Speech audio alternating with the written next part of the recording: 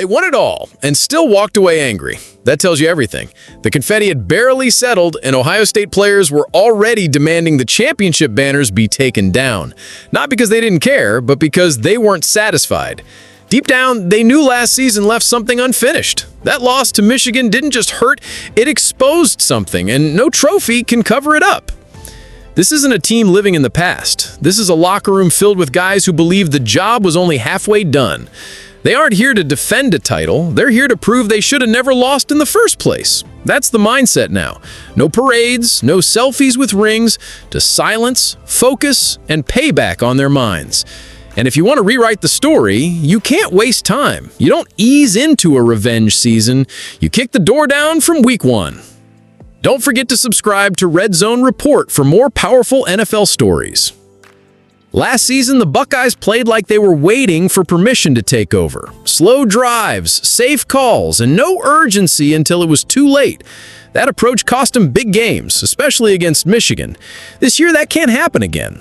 There's no room for second chances or slow starts when everyone's coming for the champ. The new offensive coordinator knows this system inside and out, and that's where the change begins. There's no excuse to hold back now. With the weapons on this roster and a new quarterback ready to take over, it's time to run the offense with speed and pressure from the first snap. No more checking the temperature, it's time to control it. Week 1 sets the tone.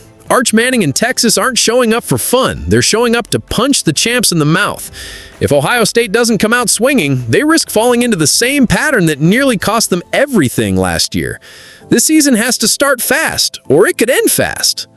There's no more waiting around. Julian Sayin isn't just the future of this offense, he's the now. From the moment he stepped on campus, he carried himself like a leader. And after spending a full season learning, watching, and preparing, he's ready to take over. He's not trying to prove he belongs, he knows he does. Sayin has the arm, the feel, and the rhythm that fits exactly what this new offense needs. While others were playing, he was studying every snap. He knows where Jeramiah Smith wants the ball. He knows how Carnell Tate creates space. That head start gives him an edge that no one else on the roster has. He's not just stepping in, he's stepping forward. The coaching staff may not have named him the starter yet, but let's be real, there's no safer bet on this team. He doesn't need flash, he just needs the keys. And once he gets them, this offense is going to look very different from the first drive of the season. Jeramiah Smith and Carnell Tate are already a nightmare for any defense. Everyone knows the damage they can do, but that's exactly why the third receiver spot matters so much. With so much attention locked on those two, the next man up is going to have one-on-one matchups all season, and that's where the real danger begins. Brandon Ennis has the inside track. He flashed last year and looked sharp when he got chances.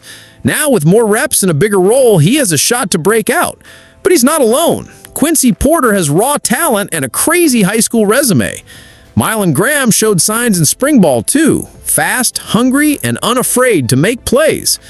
Whoever claims that WR3 spot could be the X factor. Not the biggest name, but the one who turns third downs into touchdowns and keeps defenses guessing. If Ohio State finds that guy early, this offense goes from dangerous to downright unfair. Losing Trevion Henderson and Quinshon Judkins to the NFL could have been a major setback, but Ohio State didn't blink.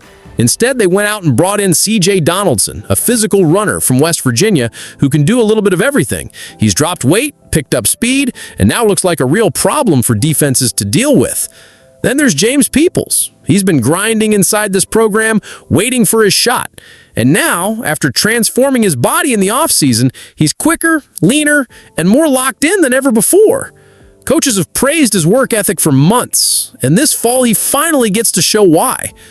Together, these two backs bring power and balance. Donaldson can run through defenders or catch passes out of the backfield, while Peoples can hit the edge and break open a drive. This isn't just a replacement backfield. It might end up being more explosive than the last one.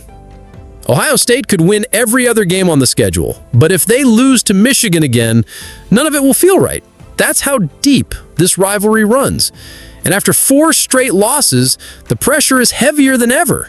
Fans aren't just frustrated, they're tired of seeing the team fall short in the one matchup that matters most. It's not just that they've lost, it's how they've lost. playing scared, playing soft, playing not to make mistakes.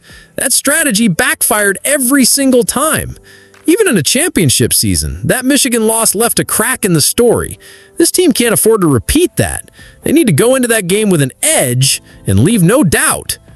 This season isn't just about defending a title, it's about restoring pride. Beating Michigan doesn't earn you a ring, but it does set the tone for everything else. And if the Buckeyes want to remind the world who runs the Big Ten, it starts by shutting that door, once and for all. As wild as it sounds, Ohio State won a national championship last season without even playing in the Big Ten title game.